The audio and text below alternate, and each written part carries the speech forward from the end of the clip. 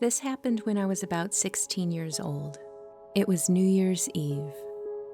My parents had a party to go to, and my older brother and his partner, along with my oldest sister, all decided to come over and stay in with me.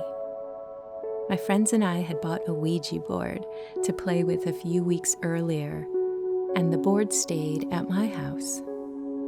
We'd done a little messing around with it, but nothing had happened up until now. Since we had nothing to do on New Year's Eve, we got out the board.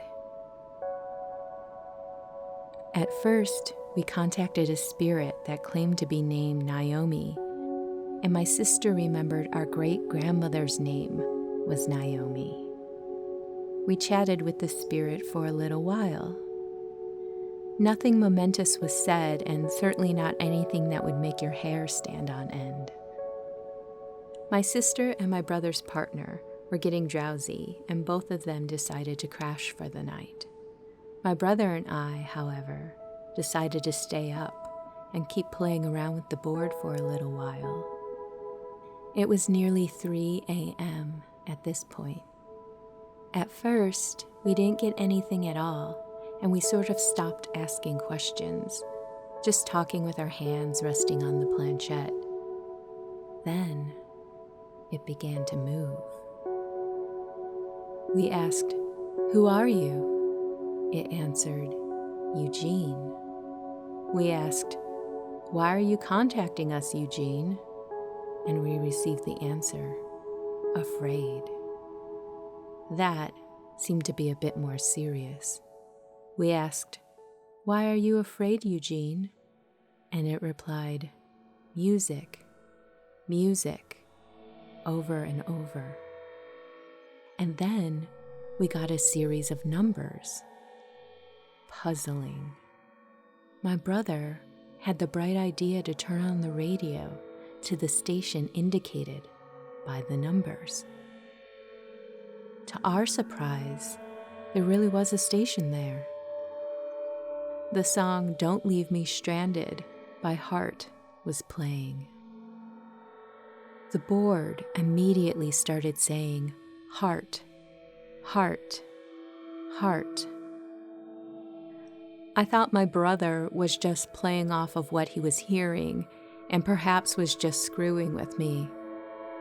Then it started saying, "Don't go, don't leave me, don't go, church, church, afraid, don't go."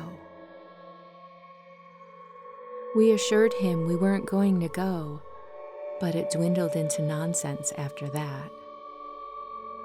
It was getting really late, and we decided to just call it a night and go to bed. The next morning, we were having New Year's Day breakfast when the phone rang. My dad answered it and went off into the bedroom to talk.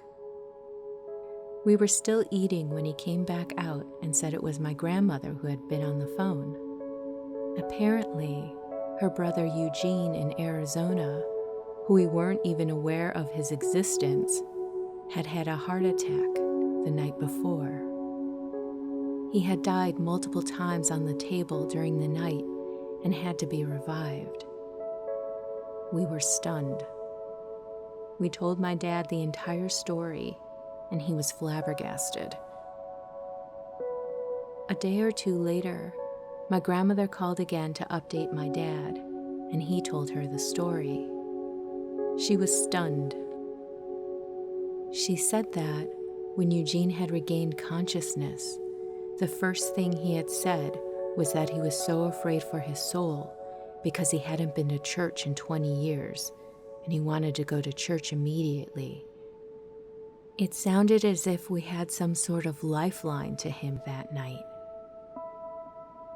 I myself am firmly agnostic. I don't know what's out there, but I do know, because of this experience, that there's something.